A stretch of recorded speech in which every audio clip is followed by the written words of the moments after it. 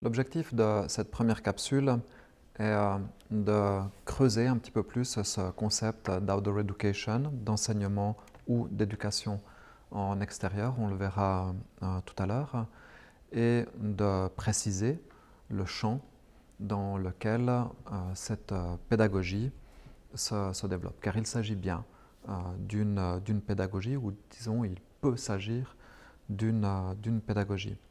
Aujourd'hui, en extérieur, eh bien, on a de très nombreuses pratiques qui vont de la course d'orientation à des activités autour du canapé forestier ou des explorations urbaines, du jardin potager. Donc on a vraiment, sous cette même définition, on a vraiment des activités extrêmement différentes. Alors on va essayer un petit peu de préciser tout ça pour que on puisse avoir des outils de compréhension et donc des outils de choix dans le type d'activité ou le type de rapport à l'extérieur qu'on aimerait avoir. En effet, il ne faudrait pas que l'extérieur soit le seul critère qui relie toutes ces activités et qui serait en opposition à l'intérieur. Effectivement, aujourd'hui, dire « oui, j'enseigne à l'intérieur », ça n'a pas beaucoup de sens. Alors on aimerait, par ce travail de définition, par ce travail de précision, que dire « j'enseigne à l'extérieur » perde aussi de son sens, mais qu'on aille vers d'autres types de définitions dans le but d'ancrer, de consolider ces pratiques. Voilà, donc dans un premier temps, on va travailler autour de la définition. On va voir aussi quelques concepts, quelques bases philosophiques, et puis on se questionnera ensuite sur des lignes de force, des enjeux, et puis évidemment des perspectives pour le futur. Alors la première distinction qu'on va essayer de faire, c'est enseigner ou éduquer dehors. Alors ça rappelle un peu des débats, des vieux débats dans les salles des maîtres entre les tenants d'une perspective instructiviste, c'est-à-dire que notre rôle, le rôle de l'école, c'est uniquement d'instruire, et puis les tenants et les tenantes d'une perspective plus éducative. On dit non, il s'agit aussi de transmettre un certain nombre de valeurs, de comportements aux élèves. Bon, alors, dans ces débats, tout n'est jamais tout blanc, tout noir. Il faut évidemment trouver des médiations entre ces deux points de vue. Nous avons fait, nous, le choix de parler d'éducation en extérieur, outdoor education, parce que dans la dimension éducative, il y a la dimension cognitive, la dimension instructive et pas forcément l'inverse.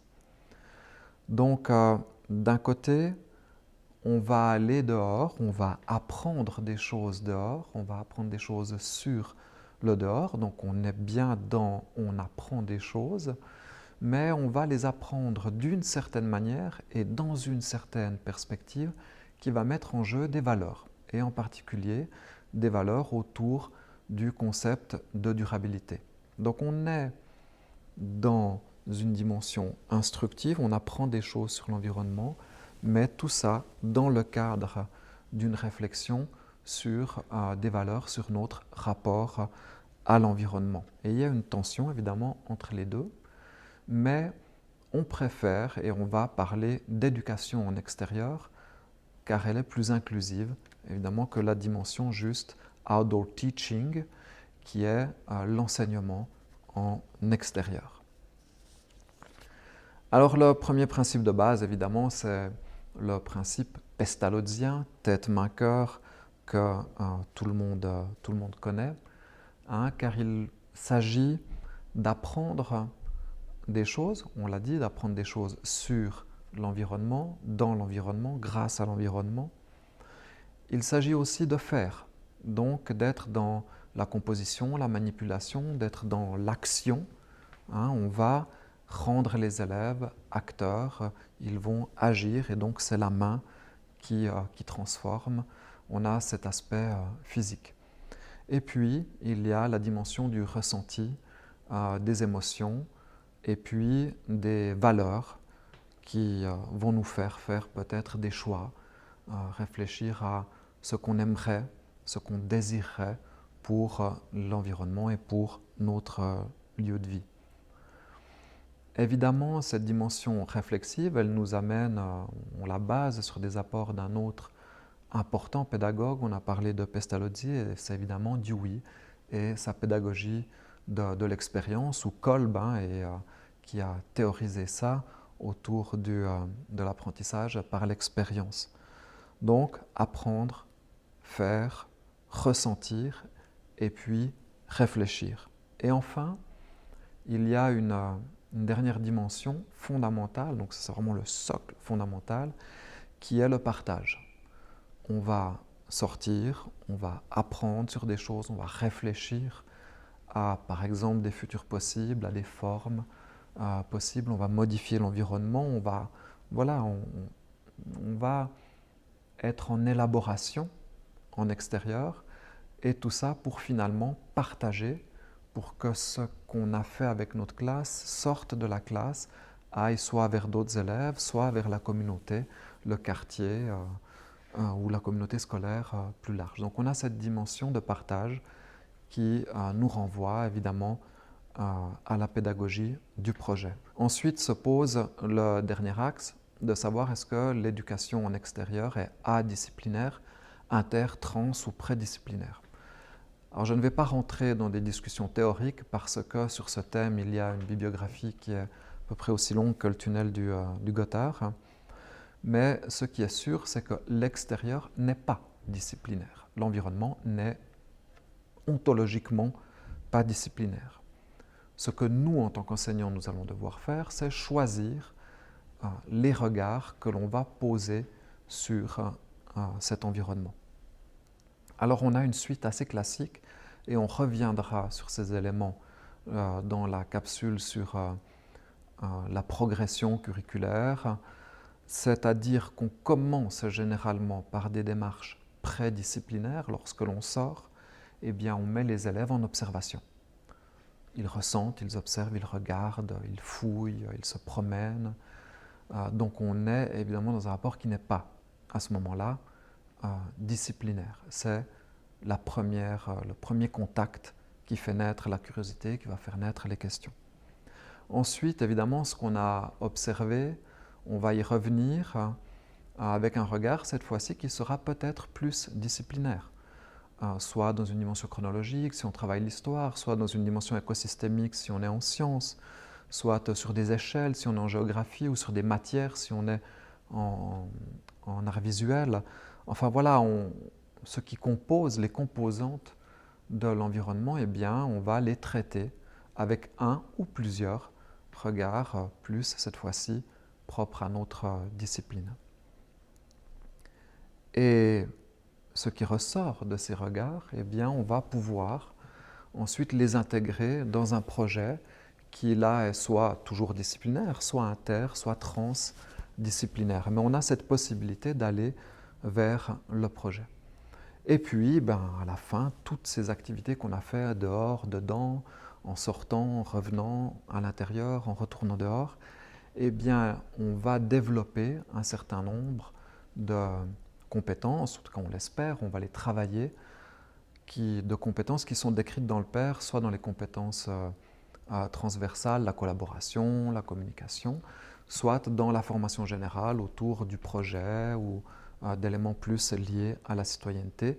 Et donc c'est la dimension adisciplinaire, on va dire, qui englobe l'ensemble des dispositifs d'éducation en extérieur. Donc voilà un peu comment on résout cette question, mais qui est aussi un des blocs vraiment de base.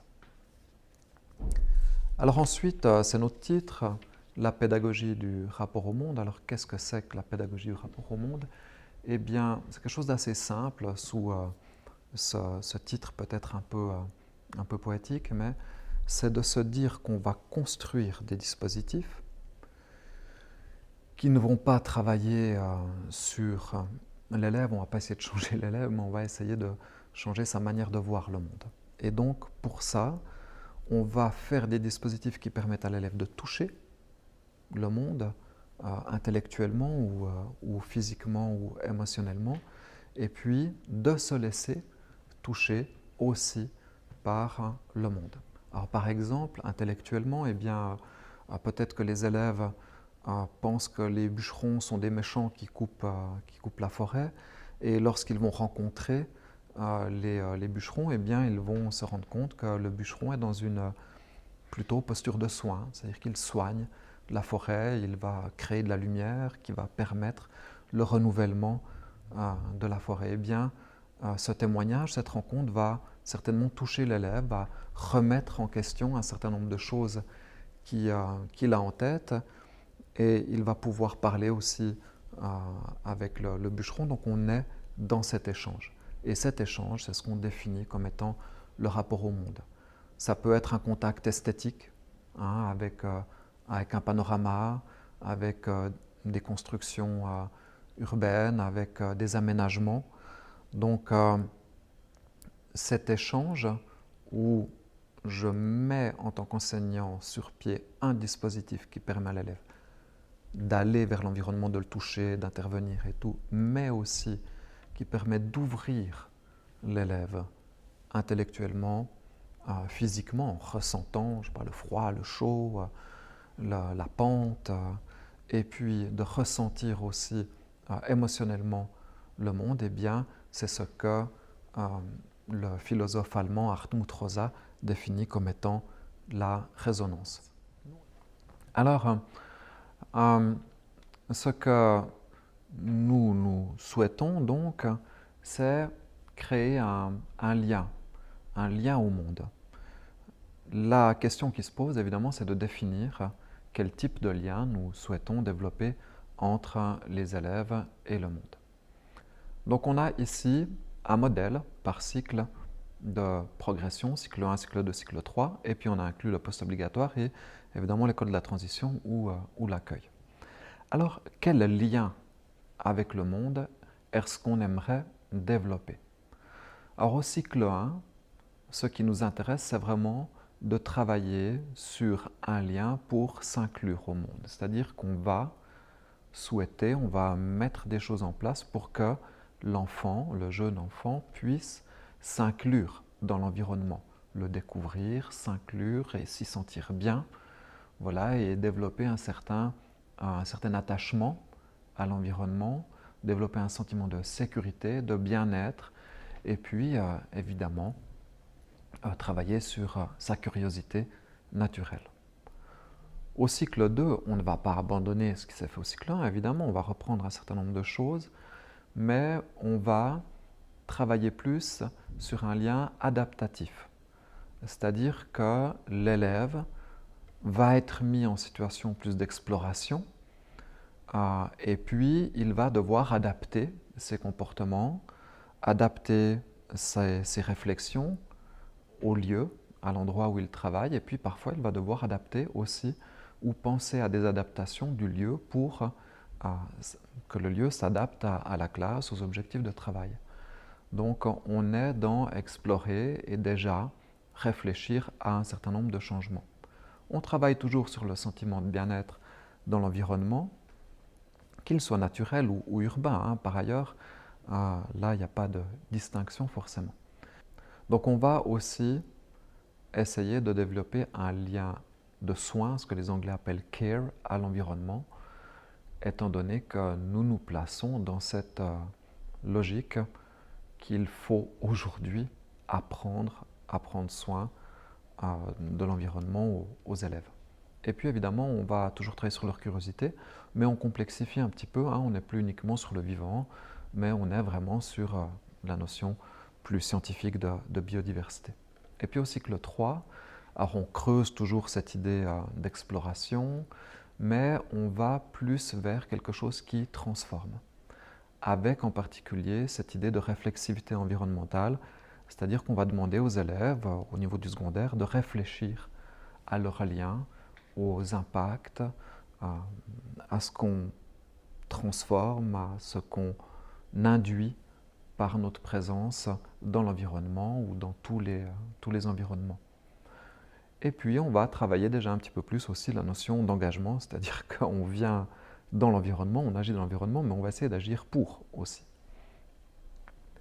On reprend un certain nombre de ces éléments au post-obligatoire et puis évidemment on va travailler plus l'idée de communication et d'action donc que les élèves soient vraiment mis en projet au service de la cité, au service de la communauté.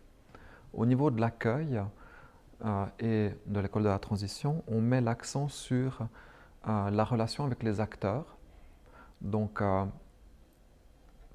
il y a une communauté qui bouge dans l'environnement naturel ou dans l'environnement urbain, un certain nombre d'acteurs qui ont des rôles différents, et bien, on va travailler sur cette dimension-là essentiellement avec eux. Voilà, c'est vraiment une progression très générale, et puis dans la capsule sur le curriculum, la progression et la planification, on reviendra sur des éléments plus précis, plus spécifiques par rapport à ça. Mais là, on a un cadre général qui serait un peu notre, notre père, on va dire, pour l'éducation en extérieur. Bon, on conclut sur cette première partie en se demandant est-ce que l'éducation en extérieur c'est juste un effet de mode ou une nouveauté. Voilà, donc on espère évidemment qu'en développant le type d'outils comme ce programme qui a été présenté précédemment, on dépassera cet effet de mode. Toutefois, l'éducation en extérieur n'est pas du tout quelque chose de nouveau, ce n'est pas une innovation pédagogique, c'est quelque chose qui se pratique et qui se théorise depuis en tout cas plus d'un siècle, déjà autour de pédagogues comme Freinet et ses classes promenades. On peut, disons, dans l'histoire de la pédagogie, identifier vraiment cinq traditions. On a celle qui se développe avec Freinet et les pédagogies émancipatrices et libertaires, qui consistent vraiment à faire sortir l'élève de sa cage scolaire pour aller étudier d'une manière beaucoup plus libre, beaucoup moins cadrée, aller découvrir ce monde-là. Au niveau des pays nordiques, c'est plus une scolarisation de certaines traditions culturelles autour de la vie en extérieur. On a une tradition aussi dans les pays latins, en particulier en Italie, autour d'une éducation plus communautaire, plus centrée sur les communautés de base, plus sur les quartiers, l'éducation agricole. Dans le monde anglo-saxon, c'est tout ce qui s'est développé autour du scoutisme, autour de l'aventure, le grand courant qu'il développe qui est l'adventure education. Donc là, on est encore dans un autre domaine. Et puis, en Inde, en Nouvelle-Zélande et particulièrement en Australie, on a une tradition autour de la décolonisation, puisque ce sont des Blancs qui ont développé d'abord l'éducation en extérieur et puis qu'ils se sont très vite rendus compte que cet extérieur était habité par d'autres concepts que les leurs, en particulier par les concepts des populations autochtones ou des populations aborigènes. Et donc, voilà, là on est encore dans une autre réflexion. Nous ici, aujourd'hui, on travaille vraiment dans une perspective qui vient de l'éducation à l'environnement des années 70-80 et qui aujourd'hui est dans une perspective de l'éducation à la durabilité. Voilà, alors on va essayer maintenant de faire une petite différence entre ce qu'on entendait comme la sortie ou la course d'école et puis l'éducation en extérieur. Donc, la différence principale, c'est qu'on passe simplement d'un projet ponctuel, d'un événement ponctuel dans la vie scolaire, à quelque chose qu'on va essayer d'insérer dans le programme. Donc, l'extérieur n'est plus juste quelque chose qu'on visite, on y va un moment, on passe une demi-journée par année, surtout en fin d'année, mais on va vraiment penser le monde extérieur comme un objet à étudier ou un lieu spécifique d'étude. Donc on est vraiment dans cette dimension de projet éducatif et donc on va mobiliser les concepts de la pédagogie du projet. Alors, passer de la sortie à l'éducation en extérieur, eh bien, ça veut dire aller toujours plus loin, mais pas toujours plus loin physiquement dans le déplacement, mais toujours plus loin pédagogiquement. On peut identifier, disons, 5 types d'objectifs, on va dire, ou de types de moments en extérieur. Donc on a les moments où on sort avec nos classes pour faire des constats ou un constat et pour faire de la prise de données. C'est-à-dire qu'on va observer les arbres simplement dans la cour pour voir à quel moment ils perdent leurs feuilles. On va compter le nombre de voitures qui passent en géographie à différents moments de la journée. Voilà, ça c'est des moments où on va dehors, on prend de la donnée, mais l'essentiel du travail ensuite va se faire en intérieur. Le deuxième type de sortie, de moment en extérieur, c'est autour de l'expérience vécue, autour de l'aventure. Alors ça se fait un tout petit peu moins. Chez nous, ça se faisait pas mal avant. Est-ce que c'était mieux avant ou pas? Mais donc on va vivre, on va pousser un peu les élèves dans leur retranchement, puis on va essayer de vivre des expériences fortes qui généralement font réfléchir. Voilà, on est dans des pratiques autour de la gestion de groupe, autour de la résolution de conflits. Voilà, ça se fait un tout petit peu moins chez nous, mais enfin, certaines expériences existent quand même. On a un autre type qui est ce qu'on appelle des moments en extérieur désancrés ou des sorties ou une sortie désancrée. C'est-à-dire qu'on va travailler sur un thème qu'on pourrait faire à l'intérieur, mais pour un certain nombre de raisons, on va le faire en extérieur. Voilà. Par exemple, je vais mesurer, je vais travailler la comparaison au niveau des petites classes, dans les grandeurs, je vais travailler les proportions, et bien à la place de travailler avec des cubes en plastique, je vais travailler avec des bois, avec ce que je trouve en extérieur. Le gain, il est plutôt autour de la santé, de l'équilibre de la classe, mais ce qui se fait dehors pourrait se faire dedans aussi. Et puis, on a un dernier type de moment en extérieur, qui est peut-être celui qu'on essaye de développer le plus, qui sont ce qu'on appelle les sorties institutives. Et donc, ce sont les sorties où on va essayer d'instituer un rapport au monde différent, un rapport au monde nouveau, peut-être, avec les élèves. Donc, qu'est-ce qu'on doit privilégier? Eh bien, ça dépend de notre programme, mais ce que l'on souhaiterait, évidemment, c'est qu'on arrive à inclure aussi cette dimension institutive dans nos programmes. Donc, on peut être, comme on l'a vu, en dehors, mais en dehors de quoi? Donc, le premier, évidemment, c'est en dehors de la salle de classe. Et puis, on va faire donc dehors ce qu'on fait dedans. Alors, voilà, on va compter des bouts de bois, on va faire du dénombrement, on va chercher des contraires en extérieur, on va chercher des lettres dans les arbres, dans les constructions autour de nous. Voilà, donc l'environnement est un prétexte dans cette dimension-là. Alors il ne faut pas le prendre négativement, il faut le prendre vraiment littéralement au sens de quelque chose, le pré qui va précéder un travail, un apprentissage. Voilà pourquoi on va le définir comme un prétexte. Ça, c'est la première famille d'activités et généralement c'est celle on a tous commencé par là, notre travail en extérieur.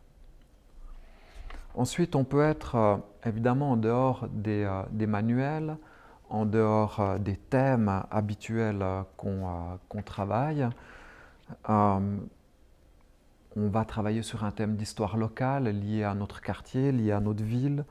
On va travailler sur une rivière vraiment spécifique, on va sur la Chambronne et puis on va vraiment l'étudier. Donc on est dans de la géographie vraiment locale où on travaille sur un écosystème très particulier autour d'un éboulement ou autour d'un lac ou d'un étang, enfin bref. Voilà, donc on est dans un contexte particulier. L'environnement là, c'est vraiment un contexte spécifique d'apprentissage. On s'approche de ce que nous définissons avec nos collègues anglo-saxons comme le place-based education, donc l'éducation ancrée cette fois-ci dans des spécificités locales. Et puis, on a une troisième dimension de l'éducation en extérieur, enfin on passe de l'enseignement en extérieur, qui était la première dimension, à cette dimension d'éducation en extérieur. Eh bien, on va sortir des sentiers battus. Et ce qu'on va essayer de changer, eh bien, c'est une vision sur l'environnement. On ne peut pas changer les élèves. Ça, on le dit toujours dans toutes les formations. Ce qu'on ne peut pas faire, c'est changer les élèves. Par contre, on peut changer leur regard sur l'environnement et c'est ça qui va nous intéresser. Donc, on essaye de sortir des sentiers battus pour changer à la fois la vision que les élèves ont de l'environnement et puis à la fois aussi de faire évoluer un petit peu le rôle et la fonction de l'école. Alors pas pour aller dans des choses saugrenues, mais peut-être juste pour finalement réussir à mettre en œuvre ce que le père nous propose ou nous impose de mettre en place, disons, un enseignement à visée humaniste, citoyenne, qui va vers le développement durable, qui va vers l'engagement. Donc toutes ces choses-là, elles sont dans le père, on a un petit peu tendance à l'oublier. Voilà donc les exemples de cette dimension-là. On va faire un projet de sentier didactique, on va réaliser avec notre classe un sentier didactique pour une autre classe, par exemple, ou pour le quartier, un sentier didactique sur le futur d'une rivière, par exemple, ou sur le futur d'un quartier. Ou alors, on va travailler des nouvelles, l'écriture de nouvelles en extérieur. On va réaliser des affiches, des aménagements dans un quartier pour les enfants, voilà, à dimension d'enfants. Donc, on est dans l'environnement local, on a une réflexion déjà plus globale et l'environnement, dans ce cas-là, on le définit comme étant un métatexte, c'est-à-dire un texte que l'on écrit, quelque chose que l'on va raconter, que l'on va composer, puis métatexte parce qu'il nous permet de faire le lien entre toutes sortes de savoirs et d'enjeux. Donc voilà ces trois dimensions qui nous font passer de l'enseignement en extérieur à l'éducation en extérieur. Voilà, on va revenir maintenant sur des éléments plus de concept et puis de savoir. Alors on a un certain nombre de concepts intégrateurs qu'on travaille en éducation en extérieur. C'est finalement des éléments qu'on aimerait travailler avec les élèves, qu'on aimerait que les élèves acquièrent. C'est un petit peu des lunettes, finalement, qui permettent de regarder le monde différemment. Alors on va travailler d'abord sur le concept d'agentivité, c'est-à-dire que les élèves se rendent compte que le monde est façonné par un certain nombre d'acteurs, humains et non humains, et qu'il faut comprendre les équilibres entre ces différents acteurs aussi pour que les élèves puissent imaginer être acteurs eux aussi un jour. On va travailler sur les interdépendances. L'environnement est fait d'interdépendances. Il y a des acteurs, des éléments, parce qu'il n'y a pas que des acteurs, disons, qui agissent sur d'autres.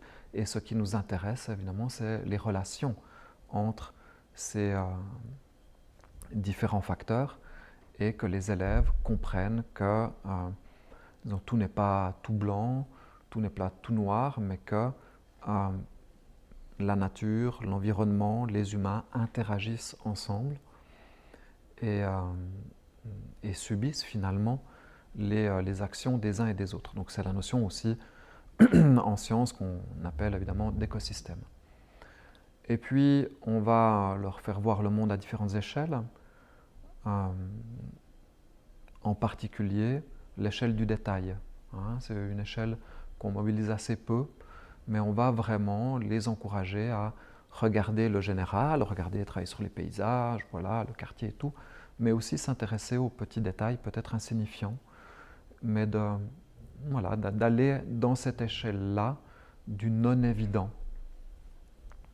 On va travailler sur les matières, alors pas les matières scolaires, mais on va beaucoup s'intéresser aux matières qui composent l'environnement, aux matières organiques, aux matières vivantes, aux matières travaillées, même au béton, pourquoi pas.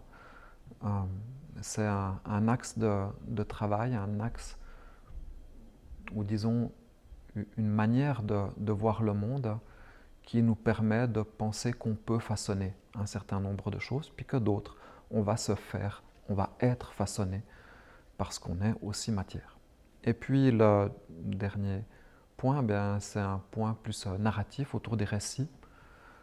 Ce qu'on veut, c'est que les élèves puissent parler de l'expérience qu'ils ont vécue à l'extérieur, qu'ils puissent raconter le monde qu'ils traversent et puis qu'ils puissent aussi raconter petit à petit des mondes possibles ou des mondes qu'ils souhaitent. Alors au niveau des savoirs, on a vu les concepts, il n'y a pas vraiment de choses déterminantes par rapport à l'enseignement en intérieur, sauf un élément vraiment fondamental, c'est qu'en extérieur, on a affaire à un type de savoir qu'on ne travaille pas en intérieur, qui est ce qu'on appelle les savoirs vernaculaires.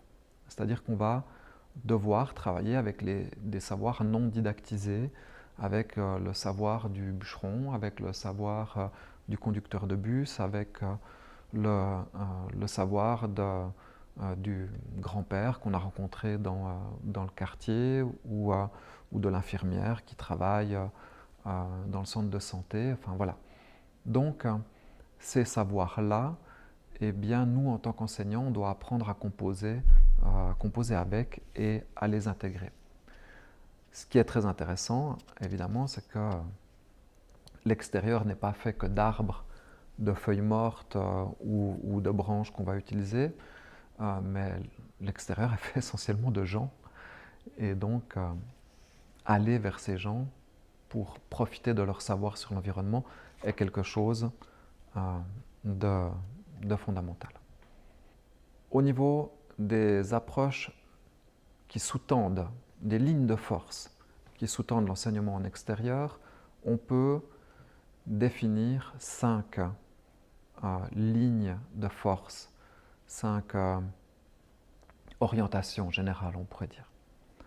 La première, c'est évidemment celle du care, celle comme on disait, du soin. Certains le traduisent par bienveillance, c'est un mot assez difficile, mais enfin, on préfère le soin. Donc, il s'agit d'apprendre aux élèves à prendre soin d'eux, ça on le fait en classe, on le fait tout le temps, mais aussi d'apprendre à prendre soin de l'environnement. Voilà, ça c'est vraiment la première dimension, je ne vais pas m'étaler là-dessus parce qu'elle est assez évidente.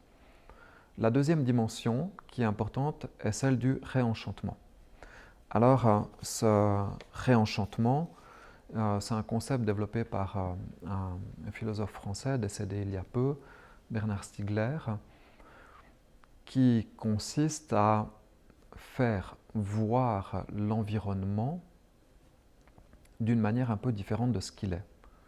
Donc de lui redonner de la valeur, de lui redonner du mystère peut-être aussi, mais en tous les cas de faire renaître un certain nombre de désirs autour de l'environnement.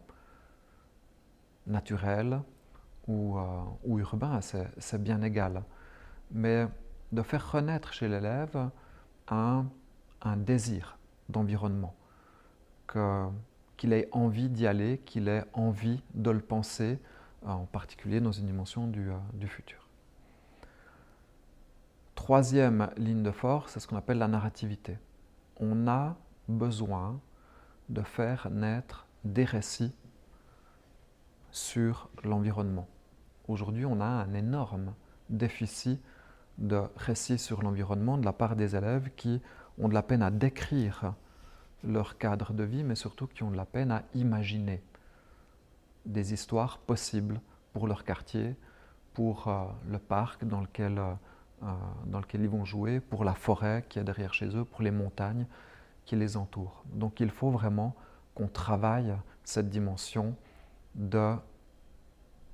d'écriture, on pourrait dire ça, mais on préfère le terme de narrativité de l'environnement.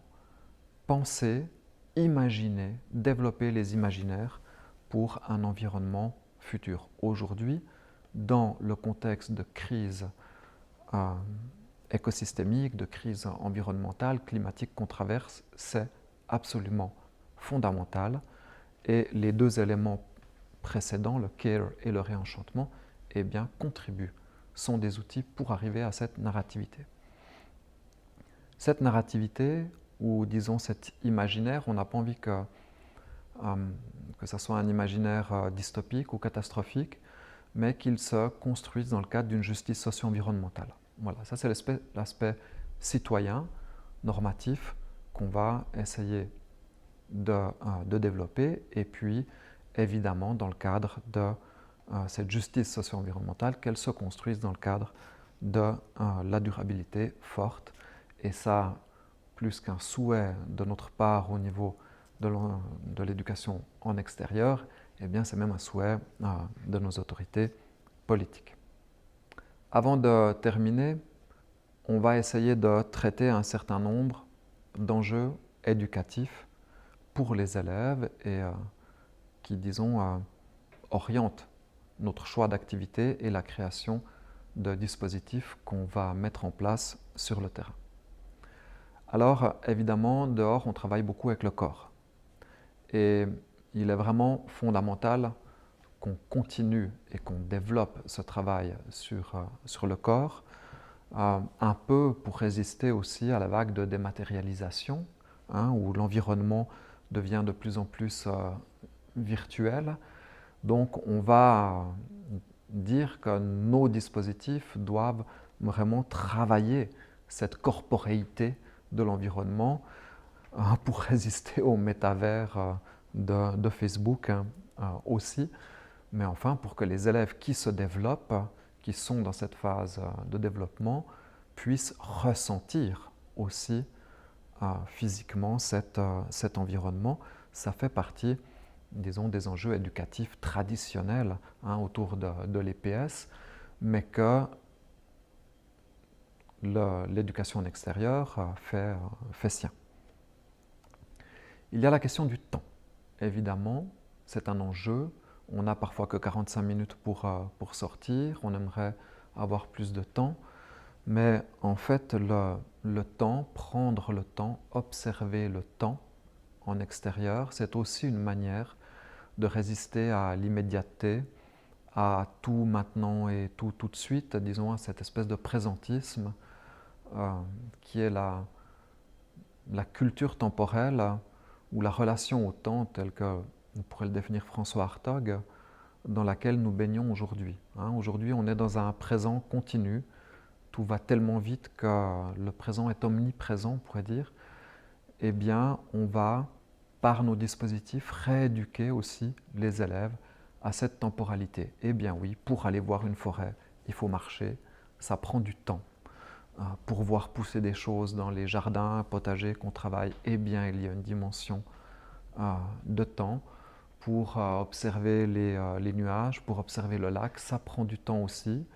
Et donc cette dimension du temps qui passe, du temps long de l'apprentissage, elle est de plus en plus évidemment fondamentale. Troisième enjeu éducatif, c'est les récits. Je l'ai évoqué tout à l'heure autour de cette narrativité.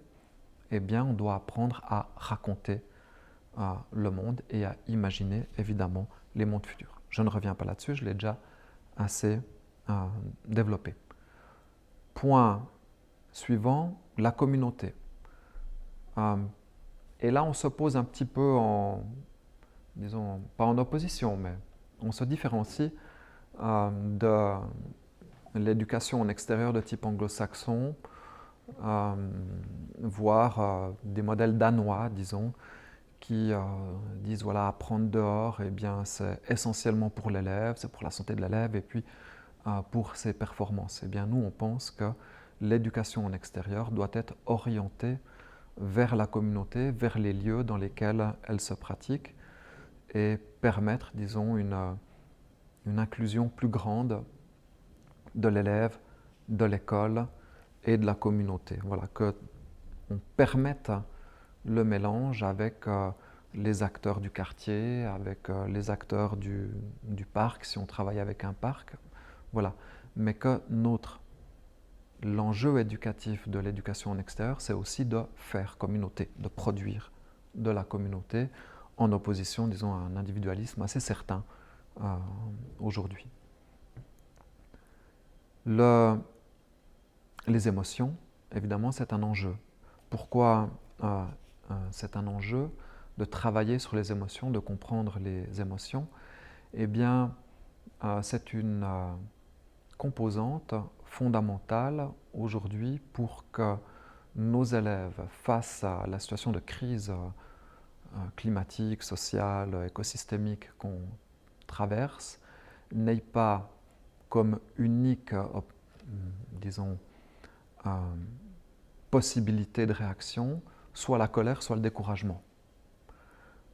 Parler de ses émotions, comprendre ses émotions, ressentir des émotions, avoir des mots pour parler de ce qu'on ressent quand on est dans un environnement dégradé, par exemple, ou au contraire dans un environnement magnifique, eh bien, ça permet de sortir de cette espèce de situation bloquée où on est soit en colère, soit découragé par rapport à la situation environnementale.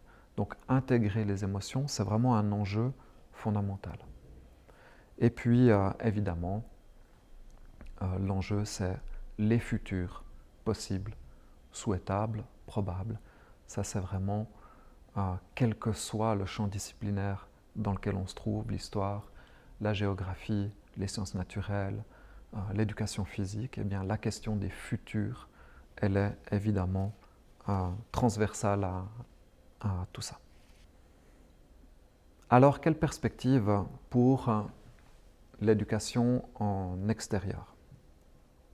Eh bien, on va essayer de s'encourager en disant qu'on se base sur une tradition assez longue. Comme je l'ai dit tout à l'heure, on n'est pas dans quelque chose de nouveau.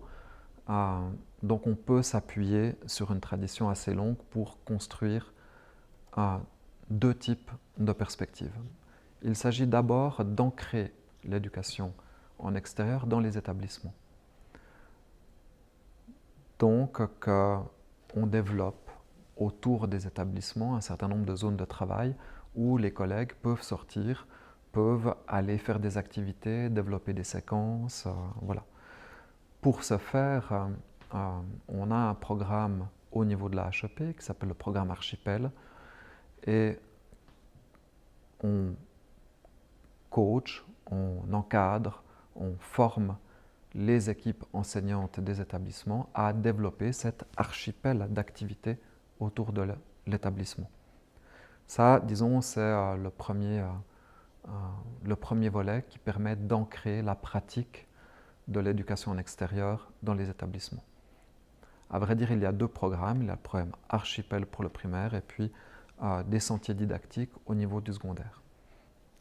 Et puis ensuite, c'est ancrer l'éducation en extérieur dans les programmes, dans nos programmes, dans nos disciplines ou primaires un peu plus largement. Et pour ça, eh bien, nous avons mis sur pied un certain nombre de coachs qu'on appelle nos ambassadeurs de l'outdoor qui vont encadrer les équipes enseignantes ou les enseignants tout simplement à construire des projets. Et ces projets vont venir s'intégrer dans les programmes d'une classe ou d'une volée, enfin ça c'est bien égal. Et ces ambassadeurs, eh bien, ils peuvent être